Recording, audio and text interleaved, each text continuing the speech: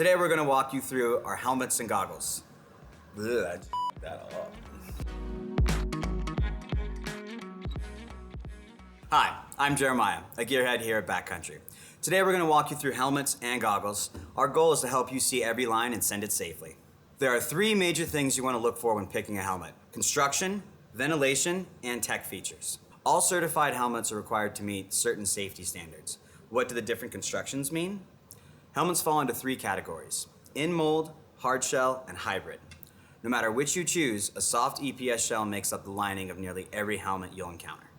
EPS absorbs the energy from impact during a crash. For added durability, the helmet can have an ABS plastic injected shell we call a hardshell construction, or a sheet of polycarbonate fused with EPS shell, which we call in-mold.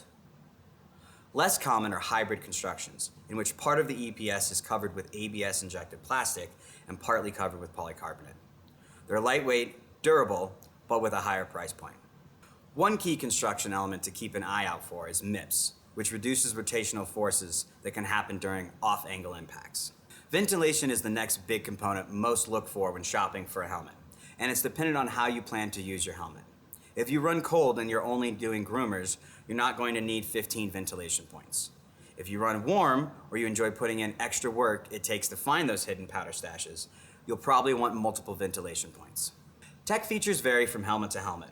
Most will include a goggle clip to keep your goggles secure, or have removable ear pads for warm spring laps. But you'll have to reach for high-end models if you want benefits like an adjustable fit system or audio-compatible ear pads. Like ski boots, not all helmets are shaped the same, so it's important to try on a few different brands to see which fits your head shape best, as well as the basic circumference. You want a helmet that you feel you have to squeeze into, but keep in mind those internal pads pack out some. Find a helmet that doesn't move around when you put it on. If you'd like the option of wearing a balaclava or a gaiter on colder days, opt for a helmet with an adjustable fit. Already have a helmet, but wondering if it's time for a replacement? If you've taken any kind of mid to serious impact, you need to buy a new helmet. However, you've never taken a fall, the general rule of thumb is 3 to 5 years. Materials tend to degrade over time no matter how careful you ride, so it's better to play it safe than sorry. Now let's talk about choosing some goggles. What you ultimately need depends on compatibility and which features are important to you. Find a pair that fits your face well, without cutting off vision or leaving gaps in which air can get in. This will cause your goggles to fog up. Not all faces are the same shape. Do you have a wider or narrower face? Do you wear glasses when you ride? Don't sweat, there are numerous fits in the market built just for you. Goggles with interchangeable lenses are a must-have if you're going to be transitioning from bluebird days to overcast ones and back again. Some goggles even have a magnetic system that makes changing lenses easier than ever.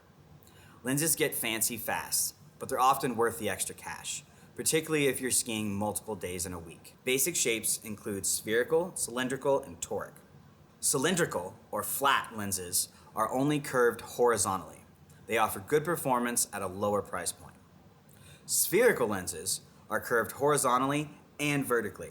This means better optics, but a higher price point. Toric is the new kid on the block. You get optics that are a little more spherical while retaining that retro style of a cylindrical lens shape. So what about tint?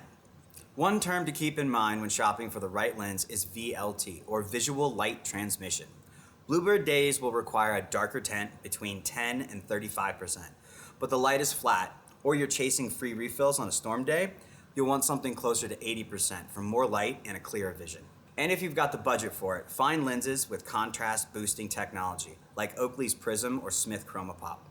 These options not only enhance color, but they also make slight details in the snow more apparent, helping you spot the trail or avoid getting tossed by a hidden mogul.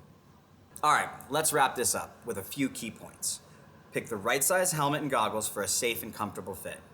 We recommend purchasing your helmet and goggles from the same vendor for an integrated fit that's comfortable, eliminates that gap between your helmet and goggles, and enhances airflow to keep your vision fog free.